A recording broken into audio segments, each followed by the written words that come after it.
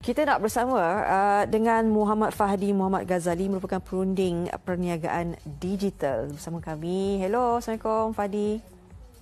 Waalaikumsalam warahmatullahi wabarakatuh. Diharapkan sihat ya. Alhamdulillah. Pada sihat? Alhamdulillah. Okey, Fahdi, kita tahu ini antara isu besar juga yang tular juga kan. Kalau kita buka benda-benda laman sosial dan sebagainya, pastinya ini yang memperbaiki usahawan ada yang banyak respon kan, sama ada baik ataupun buruk. Apatah lagi baru-baru ini kerajaan telah memperkenalkan beberapa pakej rancangan ekonomi dengan jumlah pertukaran kan kepada pihak-pihak yang terjejas dan sebagainya. Ini berkenaan dengan usahawan ni Fahdi. Mungkin boleh kongsikan apa sebenarnya ancaman buat usahawan ketika krisis ini? Okey, alhamdulillah. Bismillahirrahmanirrahim. Basically ancaman paling utama untuk usahawan dia, of course, dari sudut ekonomi lah.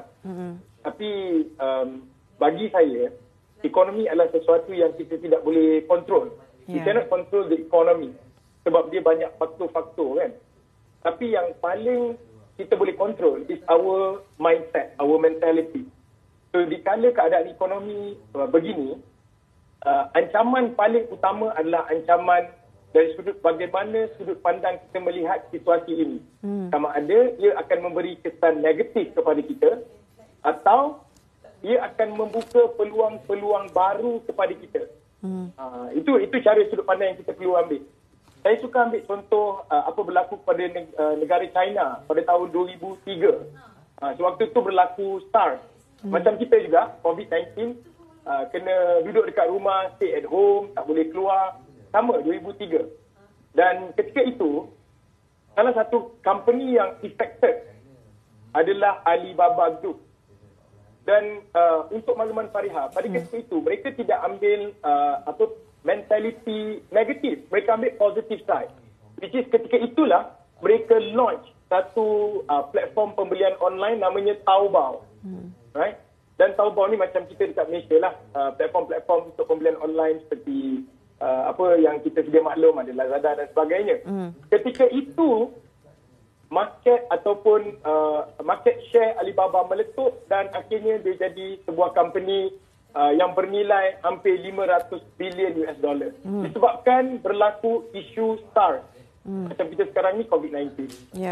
So mentality is very important lah pada ketika ni, sudut pandang. Baik. Okey, itu sudut pandang yang positif perlu kita halakan untuk melihat bagaimana ada peluang dan juga ruang yang perlu dilakukan oleh usahawan ketika krisis ini.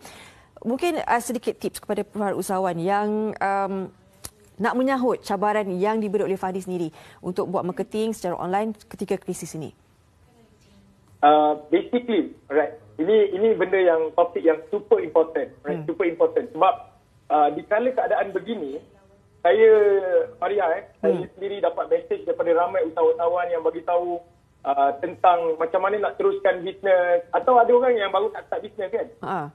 So cara bagaimana untuk kita buat marketing pada saat ini, dia berlainan, sedikit berlainan berbanding cara yang kita buat sebelum-sebelum ni.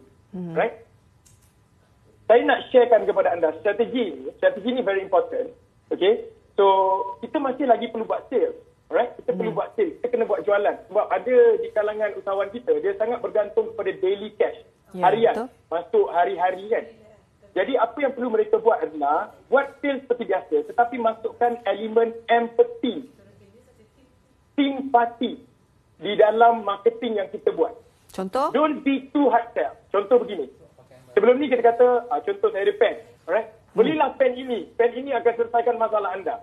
Tapi di kala COVID-19, kita tak boleh cakap macam tu. Kita kena beritahu bagaimana keadaan anda di rumah, bagaimana dengan family anda. It's time for you untuk ambil satu piece of paper dan rancangkan satu plan selepas sahaja COVID-19 ini berakhir. Apa kata anda beli pen daripada saya? Itu cara dia.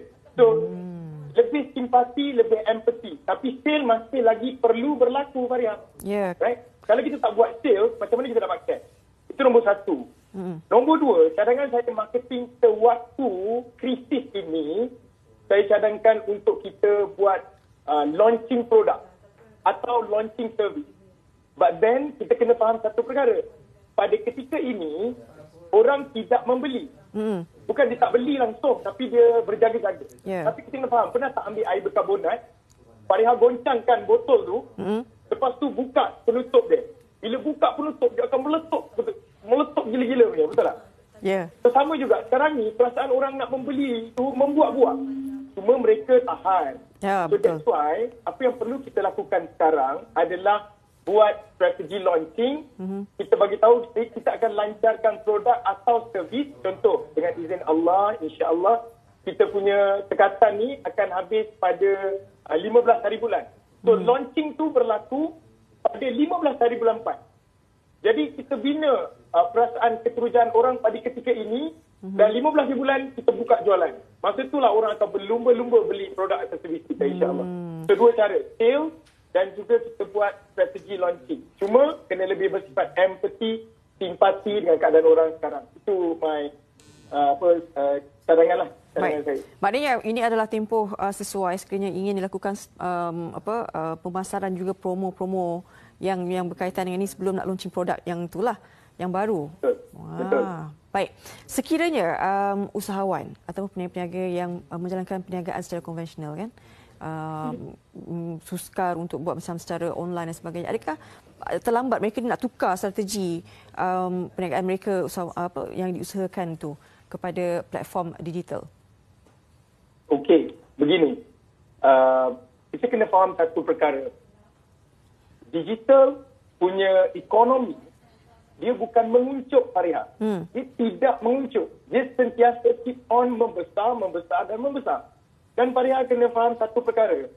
Which is, bila kita bicara soal digital, dia tidak ada sempadan. Dia borderless. We are talking about 7 billion people. 7 billion manusia yang memerlukan produk dan servis anda yang sedang melihat kita live. Kita bukan hanya bercakap tentang 30 juta rakyat Malaysia, tidak. Kita bercakap tentang 7 bilion manusia di dalam dunia ini. So, bila kita bicara soal 7 bilion, dia tidak ada lambat atau cepat. Yang ada adalah mula atau tidak. Itu je. Itu cara kita berfikir. Sebab saya sendiri, untuk makluman Fariha, saya punya syarikat Pania Ibu, saya asaskan dengan pengalaman saya buat bisnes secara online 12 tahun lamanya. Dah 12 tahun saya buat bisnes online. Dan ketika saya bermula tahun 2008, saya pasarkan produk dan servis ini ke 4 negara. US, UK, Canada, Australia. Kerana 4 negara ini yang banyak guna digital marketing. Pada ketika itu.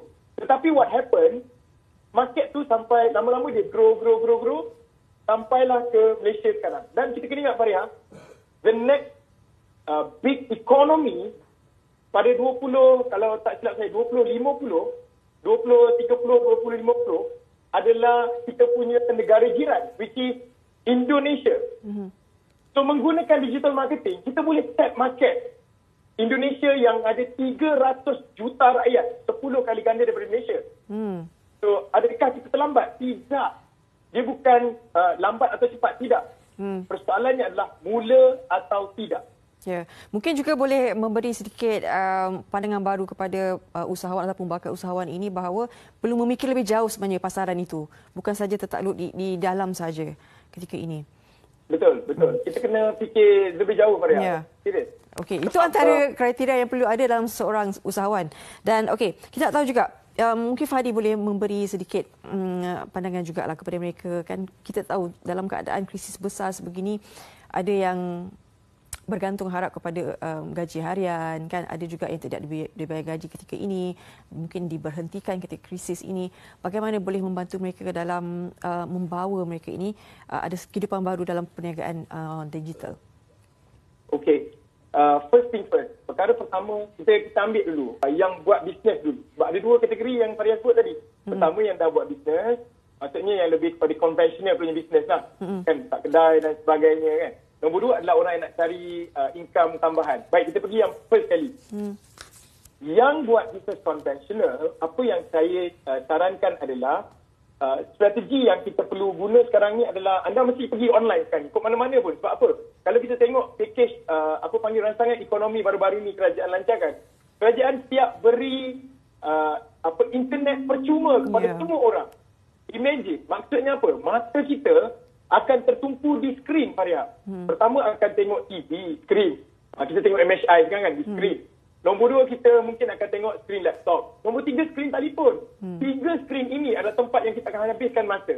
Dan kita ada internet banyak sekarang ni. So that's why kita perlu munculkan bisnes kita di internet. Cuma, bagi mereka yang bisnes konvensional sekarang ni, saya nak sarankan kepada anda cuba tengok target market anda sekarang ni umur berapa?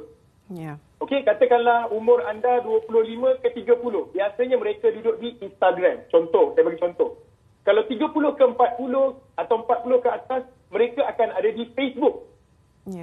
Kalau 20 tahun ke bawah, right, mereka akan ada di TikTok. Saya sebut je platform supaya mereka tahu gambaran. Jadi bila tahu di mana range umur orang, kita boleh target dipanggil pillar ataupun tiang seri untuk kita buat marketing. Kita jangan pergi kepada semua platform, Farian, nanti pening kepala nak pergi mana satu. Pilih satu mengikut kategori market kita and then kita buat pemasaran. Saranan saya, pemasaran yang paling efektif pada ketika ini adalah buat live. Buat video live. Dekat mana-mana platform lah. Yang penting buat live. Sebab apa? Di kala keadaan begini, orang nak membeli dengan orang yang mereka percaya saja. People that they trust. So dengan live, orang akan percaya kita. Orang akan lebih percaya kita. Orang nampak muka kita, cara kita bercakap. Jadi mereka akan start beli dengan kita. Bagi mereka yang sekarang ni nak cari side income, saranan saya adalah cari masalah, bukan cari bisnes. Betul. Ini kesilapan orang. Cari masalah dulu. Apa yang orang perlukan sekarang? Kalau mereka duduk rumah, apa mereka perlukan? Bisnes wujud sebab bisnes. Sebab masalah. So cari masalah, daripada situ buat bisnes. Itu antara peluang terbaik. Baik, terima kasih Muhammad Fahdi Muhammad Ghazali, Perudin Perniagaan Digital. Banyak sekali ilmu yang kita pelajari hari ini. Terima kasih banyak-banyak Fahdi. Alhamdulillah. Di atas perkongsian ini. Semoga membantu. Okey, sedikit tips kepada usahawan dan juga bakal usahawan. Jangan jadikan ini antara ruang menjatuhkan kalian, tetapi bangkit dengan semangat yang baru dan pandangan yang sangat positif untuk membina semula mana yang telah melalui kerugian ini.